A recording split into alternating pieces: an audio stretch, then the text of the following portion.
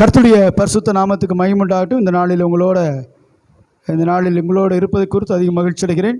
இந்த நாளில் உங்களோடு நான் பேசுகிறது, இயேசு கிறிஸ்து ஏன் உயிர் தெழ வேண்டும்? அவர் நமக்காக பாடுபட்டார், எல்லாம் செஞ்சு முடிச்சிட்டார். சிறுவில் முடிஞ்சதுன்னு சொல்லி பார்த்தோம், ஒப்பு கொடுத்தான்னு பார்த்தோம், தாங்கமாக இருக்கணும், எல்லா வேலையும் முடிச்சிட்டாரு. இனி அவர் ஏன் உயிர் தெழுதணும் அப்படின்னு நான் அடிக்கடி சொல்லுவேன். உங்கள் ஆசிரியத்தை காத்துக்கொள்றதுக்கு, ஆசிரியர் பார்க்குறதுக்கு சொல்லுவேன். ஆனால் வேதாகமம் என்ன சொல்லுது? ஏன் இயேசு உயிர் தெழுந்தார்? ஏன் உயிர் தெழுதுனா என்ன நன்மை? அவர் உயிர் தெழுதுனால என்ன காரியங்கள் என்பதை அறிந்து கொண்டால் தான் ஒரு சரியான கிறிஸ்தவர்களுக்கு அது அடையாளமாக இருக்கும். ஆகையால் நம்ம மத்த 28ஆம் அதிகாரத்தில் 5-6 வாசிங்களே. தூதன் அந்த ஸ்திரீகளை நோக்கி, நீங்கள் பயப்படாதிருங்கள், சிலுவையில் அறையப்பட்ட இயேசுவை தேடுகள் என்று அறிவேன். அவர் இங்கே இல்லை, தாம் சொன்னபடியே உயிர் தெழுந்தார். கர்த்தர் வைத்த இடத்தை பாருங்கள். இப்போ இயேசு மரித்து 3ஆம் நாள் உயிரோடு எழுந்தார். இது ஒரு கணக்கு இருக்கு, உங்களுக்கு தெரியுமா? எப்போ இயேசு இறந்தார்? வெள்ளிக்கிழமை இறந்தாரா? எத்தனை மணிக்கு? 3 மணிக்கா? சனிக்கிழமை 3 மணி, எத்தனை நாள் ஆச்சு? சனிக்கிழமை 3 மணி, ஞாயிற்றுக்கிழமை 3 மணி, எத்தனை நாள் ஆச்சு? ஞாயிற்றுக்கிழமை 3 மணி, திங்கக்கிழமை. அப்போ நம்ம ஈஸ்டர் எப்போ கொண்டாடணும்? ஞாயிற்றுக்கிழமை கொண்டாடுறோம். இதெல்லாம் இப்போ வீட்டில் ஆராய்ச்சி பண்ணுங்க. போய் இரவும் பகல் சேர்ந்த நாள் தானே ஒரு நாள். ஞாயிற்றுக்கிழமை கொண்டாடுறோம். எவனா கறி சாப்பிட்றோம் ஆசைப்பட்டு இடையில வச்சுட்டானோ, வியாழக்கிழமை கணக்கு வரும். நீங்கள் வியாழந்து கணக்கு போட்டு பாருங்க, சரியாக வரும். குட்படை வச்சா நல்லாயிருக்கும் அப்படிங்கிறத நம்ம சரி, இதான் வேறு காரியம் இல்லை, பெரிய காரியத்துக்கு போகலாம். அப்போ தூதன் ஸ்திரியை நோக்கி, நீங்கள் பயப்படாதிருங்கள், சிலுவையில் அறையப்பட்ட இயேசுவை தேடுகிறீர்கள். இன்னைக்கு நம்ம இன்னும் இயேசுவை சிலுவையில் அறையப்பட்ட இயேசுவாவே பார்க்குறோம். ஒருத்தர் சாக கிடக்கிறாரு, அவர்கிட்ட நம்ம என்ன போய் கேட்போம்? உதவி கேட்போமா? ஆசீர்வாதம் கேட்போமா? இல்லை அவர்கிட்ட ஏதாவது கேட்போமா?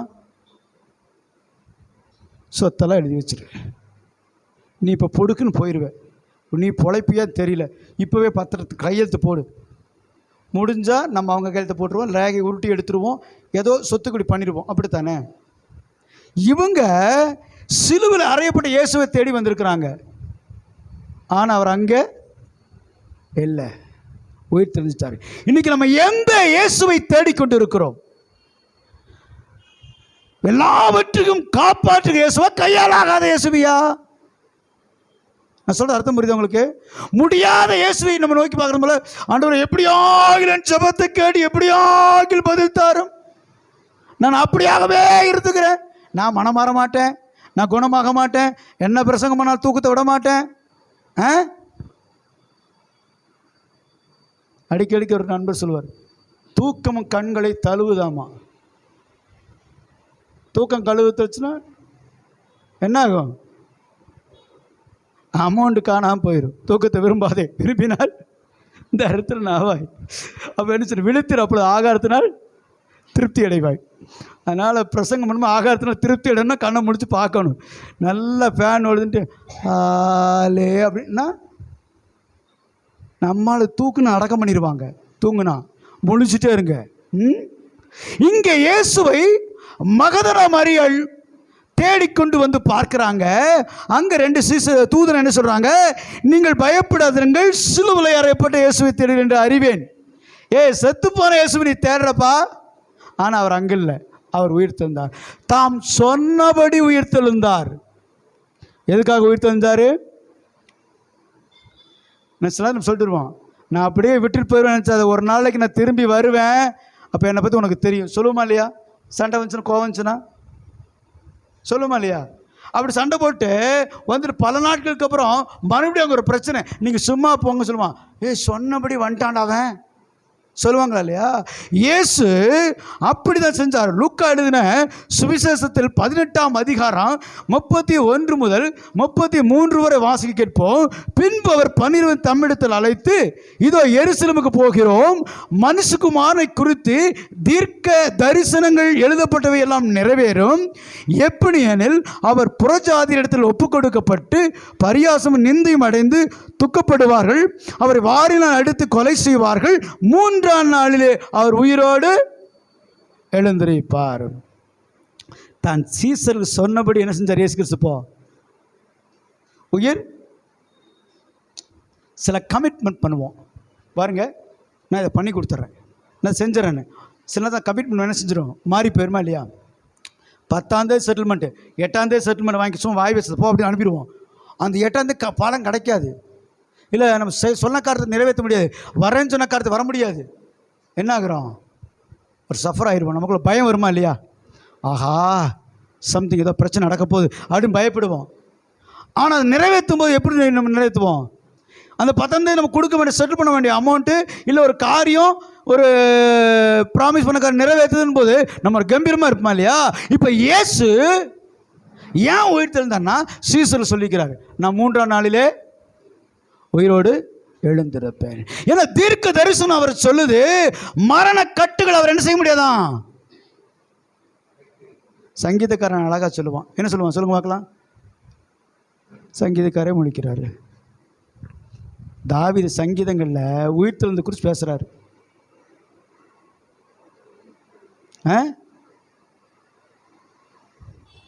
சொல்லுங்களேன். யாரோட அழிவை காண்பதில்லை? இதுக்கு மேலே டீச்சரமாக வேறு இருக்கிறாங்களா? சொல்ல முடியாமல் போச்சு. இன்றைக்கும் டீச்சரமாக நீ பார்த்துட்டே இருக்கிறாங்களா? இந்த பிட்டாத அடிங்க, பைபிளை தூக்கி அப்படியே தேடி பாருங்க.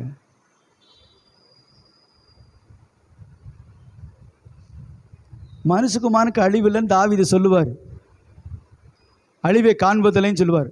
இதுக்கு மேலே நான் எப்படி சொல்கிறது? இப்போ வீட்டில் தேடுங்க, சொல்லிக் கொடுக்கல, சொல்லி கொடுத்து பிள்ளைகள்லாம் மக்கா போயிடுது. சரி, சீசர்கள் வாக்கு பண்றாரு, தீர்க்க தரிசனங்கள் என்னை குறித்து எழுதி இருக்குது, நான் 3ஆம் நாள் உயிரோடு எழுந்திருப்பேன்ட்டாரு. இப்போ அவர் எழுந்திருக்காம இருந்தாருன்னா இயேசு கிறிஸ்து பொய்யரா இருப்பார். 1. 2வது வல்லமில்லாது இருப்பார். அவர் நம்பி அவர் என்னப்பா ஏதாவது சொன்ன நிறைவேற்றிருக்காரா அப்படின்னு சில நேரத்தில் நம்மளே மிஸ் ஆனால் அது கேட்பான், நீ எல்லாம் கிறிஸ்தவன், பேச்சுக்கு உனக்கு சம்மதம் இருக்குதா? வாய் கிளீன் மாதிரி அப்படி பேசுனேன், அன்னைக்கு அப்படி சண்டை போட்ட, அப்படி சொல்கிறாங்களா இல்லையா? என்ன நீ சொன்ன? இந்த கணவன் மனைவி பிரச்சனை வரும்.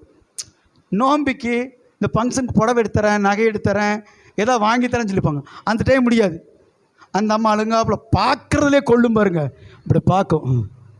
அவர் அப்போ தான், பிதாவே என் ஆவி, நான் நல்லவன் இல்லை, என் ஆவியை எடுத்துக்கொள்ளும். அவள் பார்க்குற பார்வையை சரியில்லை, ஒரு ஜெபம் பண்ணுவாங்க பாருங்க, அந்த ஜெபம் இருக்கும். எலியா சொன்னது போல, ஆண்டவரே என் ஜீவனை எடுத்துக்கொள்ளும், நான் நல்லவன் அல்ல அப்படிங்கிற மாதிரி சொல்லுவோம்.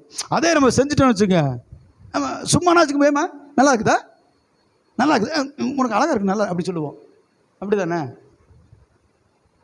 பாருங்க, இயேசு இந்த உலகத்தில் வாழும்போது 3ஆம் நாள் உயிரோடு எழுந்திருப்பார். பல தீர்க்க தரிசன அகமங்களிலே பழைய தீர்க்க தரிசிகம் மூலமாக சொல்லப்பட்ட அந்த காரியங்களை இயேசு கிறிஸ்து நினைவு கூர்ந்தார். அவர் சொன்னபடி உயிர்த்தெழுந்தார். அப்போ இங்கே வேதம் சொல்லுது, அவர் ஏன் உயிர்த்தெழுதுன்னா, முதல் சீசர்கள் தன்னோடு 3 வருஷம் இருந்த சீசர்களுடைய சொல்லப்பட்ட வாக்குத்தத்தை நிறைவேற்றலாம். அவன் என்ன செய்ய மாட்டானே, நம்ப மாட்டான், அறிவிக்க மாட்டான். சுவிசேஷம் என்ன செய்யாது, பிளாக் ஆயிரும். அப்போ அவர் வந்த நோக்கம் ஒன்றும் இல்லாமல் போயிடும். அப்போது தேவன் தம்முடைய நோக்கத்தை நிறைவேற்றுவதற்கு, தம் சொன்னதை நிறைவேற்றுவதற்கு உயிரோடு எழுந்தார். நம்ம சில பேருக்கு வாக்கு பண்ணி அவனை கொன்னே போட்டிருப்போம், நான் பார்த்துக்கிறேன்னு சொல்லியிருப்போம், செய்ய மாட்டோம், அவன் செத்தே போயிருப்பான்.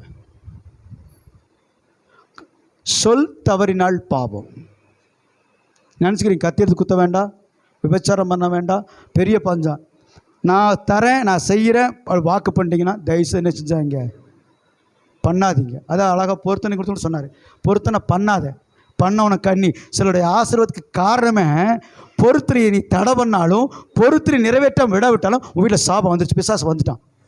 ஏன்னா பொருத்தனை கண்ணி அப்படின்னு நான் குழி தோண்டி நீ இந்த டாமன் செரி தான் இந்த பூனை குழி தோண்டி படுத்துக்கும் பாருங்க, இந்த எலி செய்கிற மாதிரி நம்மளே குழி தோண்டிக்கிறோம். அதனால தான் நான் சேர்ச்சில் சொல்லுவேன், யாரும் பொருத்தனை பண்ணாதீங்க. உன்னால் முடிஞ்ச செய்யாத. ஆனால் பொருத்தனை பண்ணிட்டேன் நிறைவேற்றலைன்னா அது தடங்கிறது சங்கீத மூலியமாக கூட ஆண்டவர் பேசினார். இங்கே இயேசு கிறிஸ்து சொல்லிட்டேன் நான் வருவேன்ட்டார். ஆனால் நிறைவேற்றினா அவருக்கு கண்ணி. யாருக்கு? யார் பிரமாணத்தை எழுதுறாங்களோ அவங்களுக்கே பிரச்சனை வந்துடும். நீ சட்டத்தை எழுதுற நீ தானே நிறைவேற்றினியா? இன்னைக்கு அநேக பிரசங்கம் பண்ணுவோம், அப்படி நடக்கலன்னு சொல்லுவோம். உன் பேச்சுக்கும் நடக்கும் சம்மந்தம் இருக்காயா? கேட்பாங்களா இல்லையா? அப்போது மைக் பிடிச்சி பேசுறது பெருசு, வாழ்க்கையில் நடந்து காட்டுவது. இன்றைக்கி அநேகருக்கு ஆசை என்னென்னா, நம்ம எல்லாம் பேசணும் பேசணும் பேசணும் விரும்புகிறோம். உண்மை தானே?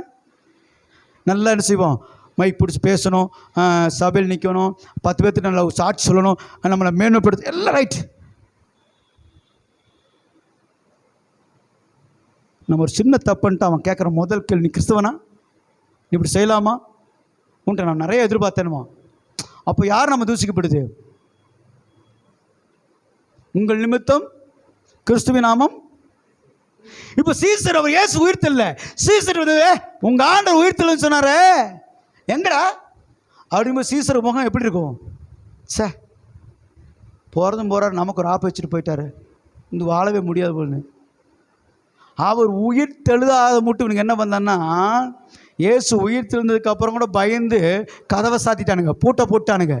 சீசருக்கு பயந்து, யூதர்களுக்கு பயந்து பூட்டு வீட்டுக்குள்ள இருந்தார். ஆண்டர் பார்த்தார், வீட்டுக்குள்ளே வந்துட்டார், பூட்டின வீட்டுக்குள்ள வந்துட்டார். உங்களுக்கு சமானம் உண்டாக்கடவுது.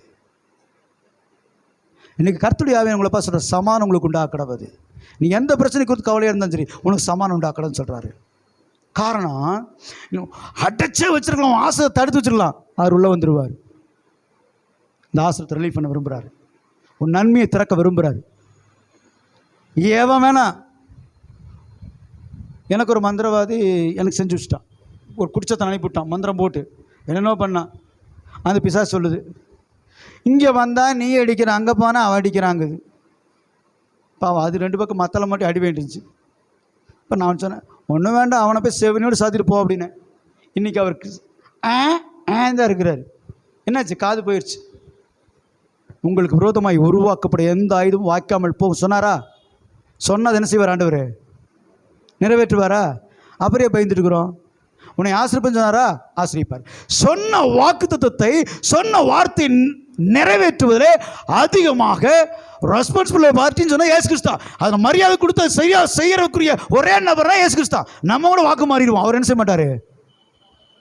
வாக்கு பண்ணிட்ட, கமிட்மெண்ட், அவ்வளோதான், முடிஞ்சது, மாற்றங்கள். அது மாதிரி இயேசு உயிர் தெழுதுக்கு காரணம். சரி, இப்போ வசனம் வாசிப்போம்.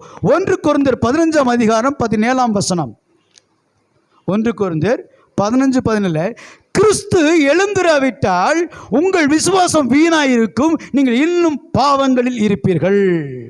இயேசு கிறிஸ்து உயிரோடு எழுந்திருக்கலன்னா அவர் மேலே வச்ச நம்பிக்கை, விசுவாசமெல்லாம் வேஸ்ட்டாக போயிருக்குமாமா. என்னப்பா, அவர் நம்மளை காப்பாற்றுவார், என்னை விசுவாசத்தால் தேவனுடைய மகிமை காண்பார், விசுவாசத்தை உயிரோடு எழுப்புவார், என்னை விசுவாசிக்கணும் மரித்தாலும் பிழைப்பான்னு சொன்னார். என்னப்பா அவர் எந்திரிக்கலை? அதனால தான் அவர் உயிரோடு எழுந்ததை ரோம பேரரசுக்கு தெரியக்கூடாதுன்னு பரிசெயர், சதிசெயர், வேதபாரகர் ஒன்று செஞ்சாங்க. என்ன பண்ணாங்க? காவல் காத்தவனை கூப்பிட்டு கையிலேருந்து அமௌண்ட்டை கொடுத்து, ராஜாங்கத்தை நாங்கள் பார்த்துக்கிறேன்டா, அவங்க களவாடிட்டு போயிட்டாங்கன்னு சொல்லுங்க. ஏன்னா உயிரோடு எழுந்தான்னு சொல்லாதீங்க, உயிரோடு எழுகிற தேவனுக்கு மட்டும்தான் வல்லமை உண்டு அப்படின்னு. அப்படியானால் ஆயர்களுக்கும் பரிசேயர்களும் சதிசேயர்களுக்கும் பிரதான மேய்ப்பர் ஆசாரியர்களுக்கெல்லாம் நல்லாவே தெரியும் அவர் தேவனுடைய குமாரன், அவர் உயிரோட எந்திரிச்சிட்டான்னு தெரியும். ஏன்னா அவன் சொல்கிறான், கல்லறிலிருந்து கல்லறை புரட்டப்படுது, தூதல் வர்றாங்க, இவங்களை மயக்கத்தில் பார்க்குறாங்க. கல்லறை புரட்டப்படுச்சு பாருங்க, உள்ளே போய் பார்த்தோம் இல்லை, எது சொல்லாதீங்கடா, உங்களுக்கு எவ்வளோடா பணம் வேணும், வேதாகமத்தில் இருக்குது. அதே ஒரு சிலர் எடுத்துக்கிட்டு அவர் அப்படித்தான் கடத்திட்டு போயிட்டாங்கங்கிறான். அப்படியானால் வேதம் சொல்லுது, கிறிஸ்து எழுந்திராவிட்டால் உங்கள் விசுவாசம் வீணாயிருக்கும், நீங்கள் இன்னும் உங்கள் பாவங்களில். ஏன்னா பாவம் உன்னை ஆண்டு கொண்டே வரும், பாவத்தை ஜெயிக்கவே முடியாது. ஏதேன் தோட்டத்தில் ஆதாமும் ஏவாளும் அந்த நன்மை தீமை அறிகிற கனியை சாப்பிட்ட உடனே அவங்க தோட்டத்துட்டு வெளியே தள்ளிட்டார் ஆண்டவர். தள்ளிட்டு ஜீவத்தின் கனியை பறித்து சாப்பிடக்கூடாதுன்னு சொல்லி ஒரு சுடரி பட்டத்தை வச்சான்னு சொல்லி வாசிப்பீங்க. ஏன் அந்த சுடரி பட்டு சாப்பிட்டு என்ன தெரியுமா? மரணமே இல்லாத வாழ்க்கை. இப்போ பாவத்தோடு இருக்கிறவன் மரணமில்லாத வாழ்க்கை வாழ்ந்துடக்கூடாதுங்கிறதுக்காக அதை பிளாக் பண்ணார். அப்போ பாவத்தை அழிச்சதுக்கப்புறம் அந்த ஜீவத்தின் கனியை கொடுக்குறாரு. நன்மை தீமை அது மனசு, வேற எங்கேயும் போட வேண்டாம், உனக்கு தெரியும். அது பரிசுத்தாயின் வருவது பாவத்தை குறித்தும் அதான் நன்மை தீமை கனி. நீ எதுக்கு எடுத்துக்கிறியோ, சாத்தானா ஆசீர்வாதமா சாபமா, அது மாதிரி. அப்போ ஜீவத்துக்கு இயேசு புசிப்பு அந்த கனியை புசித்தா மரணமே இல்லையா? அப்போ ஆண்டு சொல்ற, இந்த அப்பத்தின் அஸ்தி மானம் கடைசி நாள் எழுப்புவேன் அப்படின்னு அவனுக்கு மரணம் இல்லாத வாழ்க்கையை நித்திய நித்தியமா தருவேங்கிறாரு. அப்போ அவர் எழுந்திருக்காவிட்டால், இயேசு உயிரோடு எழுந்திருக்காவிட்டால் நீங்கள் இன்னும் பாவத்தை தான் இருப்பீங்க. ஏன்னா பாவத்தின் சம்பளம் மரணமே இல்லாத வாழ்வை, நித்திய ஜீவனை பெற வேண்டுமானால் மரணத்தை ஜெயித்தவரால் மட்டும்தான் ஜீவனை தர முடியும். அப்போதான் நம்முடைய விசுவாசம் வீணாகாம இருக்கும். அப்போ நல்லா கவனிங்க, மரணத்தை ஜெயித்தவரால தான் மரணத்திலிருந்து நம்ம காப்பாற்ற முடியும். நான் உன்னை பார்த்துக்கிறேன். ஒரு தாத்தா சொல்கிறார், ஒரு 87 95 வயசு சாகர் கடல் இருக்கிறாரு. ஒரு 10 வயசு பையனை பார்த்து விட்ற, அவனை நான் காப்பாற்றிறேன் அப்படின்னு சொல்ல முடியுமா? அவர் யோசிப்பார். நீ கொஞ்ச நாளில் நான் இறந்தாலும் இறந்துருவேண்டா, நல்ல இடத்துல சேர்த்து விடணும் தான் சொல்லுவார், நான் காப்பாற்றுன்னு சொல்ல மாட்டார். ஆனால் ஏசு அப்படி சொல்ல, என்னை விசுவாசிக்கிறவன் மரித்தாலும் பிழைப்பான் அப்படின்னு சொன்னால், அப்போ அவர் மரணமே இல்லாத ஒரு வாழ்க்கையை அவரால் மட்டும்தான் கொடுக்க முடியும். அதனால தான் அவர் தன்னை பொறுத்து சாட்சி கொடுக்க சொன்னார், நானே வழியும் சத்தியமும் ஜீவனுமா இருக்கேன். உயிர் நான் தான். அப்போ உயிர் யார் இருக்குது? ஜீவ சுவாசத்தை நாசில் வச்சு ஊதினார், அவன் ஜீவ ஆத்மானா. இப்போ இந்த ரூம் யாருது? பில்டிங் ஒன்று இருக்காரா? இதை நான் போகும்போது எப்படி கொடுத்துட்டு போகணும்? அவர் கொடுத்த மாதிரியே எல்லாம் இங்கே கொத்தி அங்கே கொத்தி உடச்சி போனவர், தேங்க்ஸ் ரொம்ப அழகாக பண்ணியிருக்கிறீங்க கொடுத்த வீட்டை அப்படின்னு விட்டுருவாரா? கரையும் செலுத்திட்டு போடா அப்படின்னுவார். இல்லைன்னா எனக்கு தண்டிக்கிறதுக்கு முயற்சி பண்ணுவார். ஸ்டேஷன் கொண்டு உனக்கு குறைச்சி தண்டனை கொடுத்தணும் அப்படி நினைப்பாரா இல்லையா? உனக்கு கொடுத்த ஆத்மாவை, உனக்கு கொடுத்த சரீரத்தை, உனக்கு கொடுத்த ஜீவனை யார் கொடுத்தா? கேட்க வருவார், கொடுத்தவர் வருவார். ஜீவனை கொடுக்கவும் எடுக்கணுக்கு அதிகாரம் உண்டு. கொடுத்தவர் ஒரு ஆள் எடுக்க வருவார். அவர் கொடுக்கணும், எப்படி கொடுக்கணும்? அடமான வச்ச பொருளுக்கு கம்மியாயிடுச்சுன்னா ஒத்துக்குமா? 3.5 பவுன் கொடுத்தேன், 3 பவுன் கொடுத்துட்டு நீ வாங்கிக்க சொன்ன அப்படின்னு வாங்கிக்குமா? 1/2 பவுனில் வாங்க மாட்டேன். இயேசு கிறிஸ்து அப்படித்தான். நியாயாதிபதியாக வருவார், நீதிபதியாக வருவார். அப்போ உன்னை கேட்பார், உன்னை எப்படி படைச்சேன்? பரிசுத்தமா பிறந்தியா? பரிசுத்தம் வாழ்றியா? இடப்பட்ட காலத்தில் என்ன பண்ணிக்கிற? உன் ஆத்மாவை, உன் ஆவி சரீரத்தை கெடுத்து வச்சிருக்கிறியா?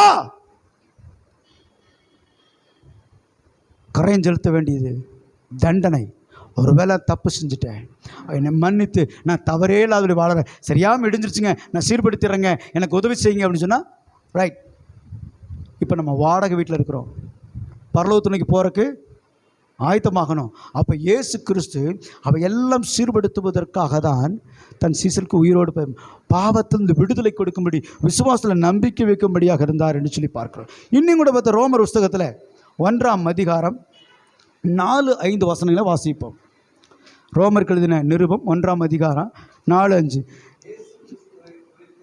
இயேசு கிறிஸ்துவை குறித்து தேவன் தம்முடைய தீர்க்கதரிசிகள் மூலமாக பரிசுத்த வேதாகமங்களில் முன்னே தம்முடைய சுவிசேஷத்தை பற்றி வாக்குத்தத்தம் பண்ணினபடி கர்த்தராகிய இயேசு கிறிஸ்துவானவர், நல்லா கவனிங்க, மாம்சன்படி தாவீதின் சன்னதியில் பிறந்தவரும் பரிசுத்தமுள்ள ஆவியின்படி தேவனுடைய சுதன் என்று மரித்தோர்ந்து உயிர்த்தெழுந்ததினாலே பலமாய் நிரூபிக்கப்பட்ட ஆமென் தேவ குமாரனுமாய் இருக்கிறாரு. எந்த ஒரு கடவுளும் உயிரோடு எழுந்ததாக மறிச்சது கூட சிலர் இருக்காது, வாழ்ந்தது கூட சரி தெரியாது. சில சாமியோட லைஃப் ஸ்டைல் பார்த்தீங்கன்னா நம்ம ஏற்றுக்கொள்ள முடியாது. ஒரு சாமிக்கு நிறைய மனைவிகள் இருப்பாங்க, ஆயுதங்களோடு இருப்பாங்க என்று ஒருத்தர் கேட்டார். இயேசு கிறிஸ்துவை குறித்து நான் நிறைய படத்தை பார்த்தேங்க, பிக்சர்ஸை பார்த்தேன். அதில் ஒரு படத்தில் கூட அவர் குச்சோ தடியோ ஒரு வேலோ அம்போ ஒன்றும் வச்சுருக்கலிங்க. ஒரே ஒரு ஆடத்தோலை சுமக்கணும்னு பார்த்தேங்க, சிலுவை சுமக்கிற மாதிரி பார்த்தேங்க, இறுதி திறந்து பார்க்குறேங்க. ஏங்க அதை பார்க்கும்போதே அவர் மேலே ஒரு மரியாதை உண்டாகுதுங்க. பிக்சரை பார்த்தாவே மரியாதை உண்டாகுனா நேச்சுரலாக இயேசுவை பார்த்தா அவருடைய காரியங்களை பார்த்தா அன்பு தானாக வருமா இல்லையா? அவர் தேவனுடைய குமாரனை நிரூபிக்கிறார். எப்படின்னா மாம்சத்தின்படி தாவீதின் சன்னதியில் பிறந்தவரும் பரிசுத்த முள்ள ஆவியின்படி தேவனுடைய சுதன் என்றும் மரித்தொழுந்து உயிர்த்தெழுந்தனாலே பலமாய் நிரூபிக்கப்பட்ட பலமாய். இன்னைக்கு கூட அநேகர் சொல்லுவாங்க எல்லா கல்லறையும் மூடி இருக்குப்பா, இயேசு கல்லறை தான் திறந்திருக்குன்னு. மூடி வச்சுப்பாரு,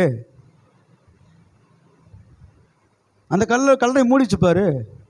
ஏன் திறந்து வச்சிருக்கிற? மூட முடியாது. வேதம் சொல்லு இந்த கல்லை என்ன செய்ய முடியாதாம்மா, நகுத்த. யார் நகுத்துவானா தேவத்து வந்து அவன் பிரதான ஒரு தூதில் அவன் தள்ளி விட்டான்னு வேதம் சொல்லுது. அப்போ கல் வச்சு நீ லாக் பண்ணுறக்கு அத்தனை பேர் வரும். அப்போ முதல்ல அவர் வச்சு லாக் பண்ணுறதுக்கு எவ்வளோ பேர் பாடுபட்டுருப்பான். அசால்ட்டாக தள்ளிட்டாரு. உனக்கு விரோதம் எழும்புற ஆயுதங்களை ஒன்றுமில்லாதபடி அசால்ட்டாக தள்ளி போடுவார் தூதனை வச்சு. நம்ம தான் புலம்பிட்டு இருக்கிறோம். லாசரு வெளியே போனார், இடையூறு கல்லாக இருந்துச்சு. இன்றைக்கி இயேசு வெளியே வைக்க அந்த கல் தடையாக்குள்ள தூதனே தள்ளிட்டான். காரணம் அவர் தேவனுடைய குமாரன் உயிர்த்தெழுந்து நிரூபித்தார். அப்போ எதுக்காக உயிர்த்தெழுந்தார்? முதல்ல வாக்குத்தத்தம் பண்ணதை சொல்லுங்களேன், நிறைவேற்றுக்க எழுந்தார். அப்போ நம்மளுடைய விசுவாசம் வீணாக போயிடக்கூடாது, பாவத்தில் இருக்கக்கூடாதுன்னு நினைச்சார். மூணாவது தேவனுடைய குமாரன் என்று நிரூபிக்க முடிஞ்சார். இப்போ அப்போஸ்தலர் நடவடிக்கைகள் 2ஆம் அதிகாரம் 24வது வசனம். தேவன் அவருடைய மரண உபாதிகளின் கட்டை அவிழ்த்து அவரை எழுப்பினார். அவரை மரணத்தினால ஆமென். ஜீவன் என்னைக்கு அழிவில்லாது, அந்த ஜீவனை நீ அடைக்கலாம். இப்போ ஒரு நாள் ஆராய்ச்சியாளர்கள் இந்த சாகர மனுஷனுடைய உயிர் எப்படி போகுது பார்க்கணும்னு சொல்லி செத்த பாடியில் ஃபுல் எல்லாம் கண்ணாடி பாடி போட்டாங்க. எல்லாம் பேக்கப் கண்ணாடி பாடியில் அவருக்கு அந்த சுவாசவுக்கு ஆக்சிஜனில் உள்ள எல்லாம் ஸ்லிப் பண்ணிட்டாங்க. இந்த ஆவி எப்படி போகுது பார்த்துடலாம் அப்படின்னு எல்லாம் கேமராலாம் வச்சு காத்துட்டு இருந்தாங்க. பிடிச்சிருக்கீங்களா? அதை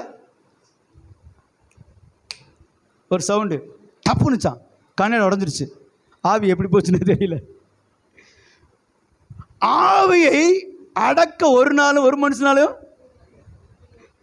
தேவன் கமான் அப்படின்ட்டு ஆவி போயிடும்.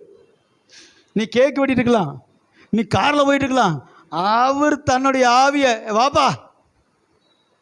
நட்சத்திரங்களை பெயர் சொல்லி அழைக்கிறவர், நட்சத்திர கோடிக்கணக்கான நட்சத்திரங்களை பெயர் சொல்லி. அப்போ உன்னை பார்த்து சொல்கிறார், நான் யாராவது பேர சொல்லி வம்பா வந்துட போகுது, என்ன கோவமா தெரியல, என்னை கொண்டு மேலவான்னு கூப்பிட்டாருன்னு சொல்லுவீங்க. நான் சொல்ல பேரமாட்டு சொல்லலை, வா அப்படின்ட்டு என்னன்னா இந்த ஆவி அப்படியே போயிடும். அதனால தான் இயேசு கிறிஸ்து வரைக்கும்போது அப்படி ஆவி எடுத்துக்கொள்ளப்படுகிறது தான். இந்த ஃப்ளைட்டில் பார்த்தீங்கன்னா விபத்து வந்து ரெண்டு இது இருப்பாங்க, பைலட் இருப்பாங்க. ஒருத்தமே இறந்தனால ஒருத்தன் எல்லா நாட்டிலையும் பார்த்தோன்னா ஒரு ஹிந்து இருப்பான், கிறிஸ்தவன் ஒருத்தர் இருந்தான்னா அங்கே ஒரு ஹிந்து வச்சுருப்பாங்க. ஏன்னா ஹிந்து என்ன செய்ய மாட்டான், மேலே போக மாட்டான்னு அவனுக்கே விசுவாசம். இஸ்லாம் கண்ட்ரியில் கூட கிறிஸ்தவ வேலை செஞ்சால் ஒரு இஸ்லாமிய வச்சுருக்கிறான். ஏன்னா அவன் என்ன செய்ய மாட்டான், நான் யாரும் போக சொல்ல அப்படி நம்பிக்கை. ஒருவேளை இஸ்லாம் சகம் ரசிக்கப்பட்டுருக்கலாம், ஒரு இந்து சகம் ரசிக்கப்பட்டு இந்த கிறிஸ்தவம் ரசிக்கப்படாமல் இருந்தால் ஆண்டவர் வரையில் இவங்க கைவிடப்பட்டு இவங்க போனால் போயிடுவாங்க. முந்தினோர் பிந்தினோராகவும். அதனால் எடுத்துக்கொள்ளப்படுற காரியங்கள். சரி, அப்போ அவர் மரணத்தை ஒருத்தரும் கொள்ள முடியாது. அதனால தான் சிலுவையில் இயேசுவை அடின்னு அடிச்சாங்க, அவரை கொல்ல பார்த்தாங்க. அவர் சாகவே இல்லையே. பிதாவே, என் ஆவி உம் கையில் ஒப்புவிக்கிறேன் என்று சொல்லி ஒப்பிச்சார். முடிந்தது என்று தலை சாய்த்து ஜீவனை விட்டார். எல்லாரும் செத்ததுக்கு அப்புறம் தான் தலை சாய் பார்த்துருக்கீங்களா? அவர் தலையை சாய்ச்சிட்டு இப்படி விழுகணுமா அப்படி விழுகணுமான்னு வச்சுக்கிட்டு செட் பண்ணிட்டு சரி போகலாம் அப்படிங்கிறார். இதை கொடுக்கும் எனக்கு அதிகாரம் உண்டு, எடுக்கும் எனக்கு அதிகாரம் உண்டு. அப்போ இயேசு கிறிஸ்துடைய ஜீவனை ஒரு நாள் அழிக்க முடியாது. காரணம் அவர் தான் ஜீவன். இப்போ மரண கட்டுகள் என்ன செய்யாது, அவரை மேற்கொள்ள முடியாது அப்படின்னு சொல்லி பார்த்தோம். ஆனால் இப்போதான் நமக்கு ஒரு பெரிய ட்விஸ்டிங்கே இருக்குது. என்னன்னா ரோமர் 8 அதிகாரம் 11 வாசங்களே.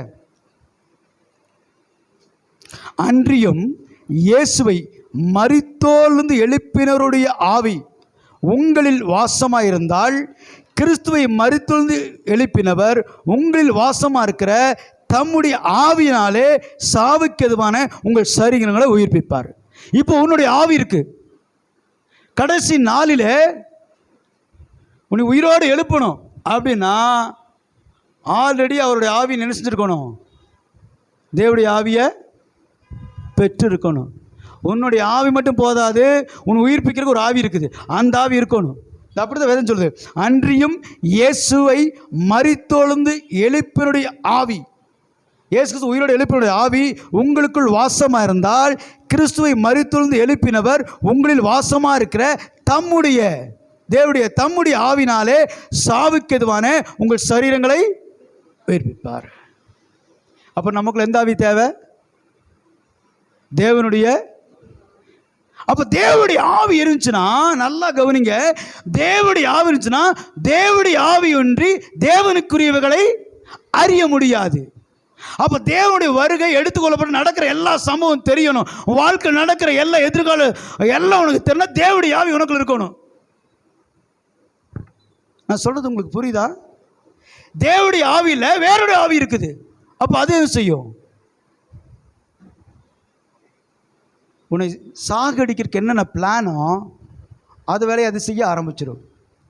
நீங்கள் தேவனுடைய ஆவியை பெற்றுள்ள அறியீர்களான பைபிள் வசனம் இருக்குது, தெரியுமா உங்களுக்கு? ஏன்னா நீங்கள் தேவனுடைய ஆலயம் என்றும் தேவனுடைய ஆவியன் உங்களுக்குள் வாசமாக இருக்கிறார் என்றும் அறியாதீர்கள். அப்போ தேவனுடைய ஆவியானவர் சாவிக்கு நம்ம சரிகளை உயிர்ப்பிக்குன்னா நாம் தேவனுடைய ஆவியான தேவனுடைய ஆலயமாக இருக்க வேண்டும். தேவன் தங்கிற ஆலயமாக இருக்கணும். சர்ச் இதில் ஆண்டு அசைவாடுறாரு, ஆனால் உனக்குள் அசைவாட விரும்புகிறாரு. எப்போ ஜலத்தின் மேல் அசைவான ஆவியானவர் உனக்குள் எது தெரியுமா அசைவாடுறாரு? வெறுமையும் ஒழுங்கினுமான காரியத்தை சீர்படுத்தினவர் உனக்குள் வந்த பரிசுத்த ஆவியானவர் உன் வாழ்க்கையில் வெறுமையாக இருக்குதா, அதில் நிரப்ப ஆரம்பிக்கிறாரு. ஒழுங்கினுமையாக இருக்குதா, சீர்படுத்துகிறாரு. மரணமா ஆளுக்கு செய்ய முடியாது, வியாதியா பிரச்சனையா போராட்டம் எல்லாம் வரும், அவர் அமைதியாக இருப்பார். இதை நான் விரும்பலை ஆண்டவரே, இந்த வியாதி விரும்பலை, இந்த பிரச்சனை விரும்பலை, நான் எதிர்க்கிறேன்னு சொல்லி நீங்கள் டெய்லி எதிர்ப்பு சொல்லி பாருங்க, அந்த ஆவி எந்திரிப்பார். என் பிள்ளை எத்தனை சொல்ல கூட வந்த போட வேலையை பார்த்துட்டு சாவுக்கு இதுவன சரீரங்களை உயிர்ப்பிக்கிற ஆவியானவர். இது எப்படி இருக்குன்னா, ஒரு காசு சொல்லி முடிச்சிடுறேன். ஒரு அம்மா வயதானவங்க அப்படி ஊஞ்சல் ஆடிட்டே இருந்தாங்களாம். ஊஞ்சல் ஆடிட்டு இருக்கும்போது மருமக பார்த்தாங்களாம். சரி, மருமகிட்ட காஃபி கட்டால் திட்டுவா, அதனால் நம்ம என்ன சொல்லணுச்சு, மா தலை வலிக்குதுமா இருக்குதுமா ஒரு காய் போட்டுவான்னு சொல்லிட்டு ஊஞ்சல் ஆடிட்டுருந்துச்சான். அந்த அம்மா காஃபி போட்டு வரக்குள்ள ஒரிஜினலாகவே என்ன செஞ்சிருச்சு, தலைவலி வந்துருச்சு. என்னடா வம்பா போச்சுட்டு இந்த தலைவலி வரதை பார்த்தா ஹாஸ்பிட்டல் போய் அட்மிட் ஆகிரும் போல தெரிஞ்சுச்சான். கொஞ்ச நாள் கழிச்சு ரொம்ப முடியாமல் படுத்து ஹாஸ்பிட்டல் அட்மிட் பண்ணிட்டாங்களா.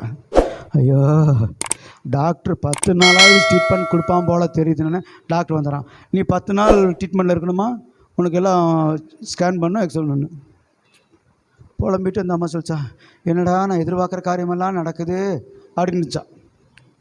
அப்போ ஒரு ஊழியக்கார மகன் கூட்டு வந்துட்டார், ஜெபம் பண்ணுங்கன்னு. அம்மா விசுவாசத்தை பேசுங்கன்னு. ஆமாய்யா, தலைவலிக்குன்னு தான் ஃபஸ்ட் சொன்னேன், தலை வந்துருச்சு. ஹாஸ்பிட்டலுக்கு போயிடுவேணும்னு நினச்சேன், ஹாஸ்பிட்டலுக்கு வந்துட்டேன்.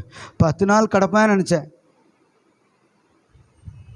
உன் மன விருப்பத்தின்படி தந்திரல கர்த்தர் இப்போ நீ எதை பேசுகிற? என்னால் முடியாதுங்க பிரதர், என்னால் செய்ய முடியாதுங்க பிரதர் சொல்கிறோமா இல்லையா? என்னால் முடியாது, எனக்கு ஒன்றுமே தெரியாது. நிறைய பேர் சொல்கிறது. உனக்கு ஒன்றுமே தெரியாமல் போயிடும். மரணமும் ஜீவனும் அதில் பிரியப்படுகிறவன். புரியுதா உங்களுக்கு? அப்போ என்ன பேசணும்? விசுவாச அறிக்கை செய்யணும். ஏசு அறிக்கை செஞ்சார். எனக்கு கொன்று போட்டாலும் உயிரோட வரும்டா, அந்த வார்த்தை அவர் எழுப்பிடுச்சு. இப்போ சாவுக்கு நம்முடைய சரிங்களை உயிர்ப்பிக்கணும்னா தேவனுடைய ஆவின்னு சொல்கிறாரு, உன் பிரச்சனையை பார்த்து பேசு, பயப்படாத, பேசு. ஆகல இந்த உயிர் தந்த நன்னாளிலே நம்முடைய ஆசீர்வாதங்களை, நம்முடைய நன்மைகளை அடைச்சி வச்சாங்க. ஆசீர்வதிக்கிற தேவனை அடைச்சி வச்சுட்டாங்க. கடலில் போட்டு அடைச்சி வச்சுட்டாங்க. நன்மை தர முடியாதபடி தடை பண்ணிட்டாங்க. அவர் பார்த்தாரு, 3 நாள் வெயிட் பண்ணார். அவனுக்கு திறக்கிற மாதிரி தெரியல. நானே வரேன், ஏன்னா என் பிள்ளையை பார்க்கணும், என் பிள்ளையை ஆசீர்வதிக்கணும், என் பிள்ளைகளை காப்பாற்றணும், என் குடும்பத்துக்கு நன்மை செய்யணும். நம்ம யாராவது தவறு செஞ்சு சிறையில் இருந்தால், சிறையில் விட்டு வந்தால் நேராக வீட்டு தான் வருவாங்க. தண்டனை அனுசரித்து சொல்லுவான். எங்கள் ஊருக்கு போய் ஏதாவது ஒரு பஸ்க்கு ஸ்ட்ரைக் ஆகிடுச்சுன்னா முடிஞ்சோன்னா அவன் அப்படியே டூருக்காக போவான், நேராக வீட்டுக்கு வருவான். குடும்பம் பொண்டாட்டி எப்படி இருக்கா, பிள்ளை எப்படி இருக்கா, ஒரு ஏக்கமாக இருக்குமா இல்லையா? சில வேலை முடிஞ்சு நேராக வந்து வீட்டில் வைப்பான், பொண்டாட்டி பிள்ளை பார்ப்பாங்க. தேவன் கல்லறை திறந்துருச்சு, நான் கலிலேயுக்கு முன்பே போயிடுவேன்ட்டார். ஒரு நாளைக்கு கலிலே ஏன் போனார்னு எடுக்கிறேன். ஏன்னா நமக்கு தெரிஞ்ச கலிலேஸ் போயிட்டார். எதுக்கு போன? சீசர் இங்கே இருக்கிறாங்க, அங்கே என்ன அவருக்கு வேலை? சொந்த ஊர் அவருக்கு எந்த ஊர்?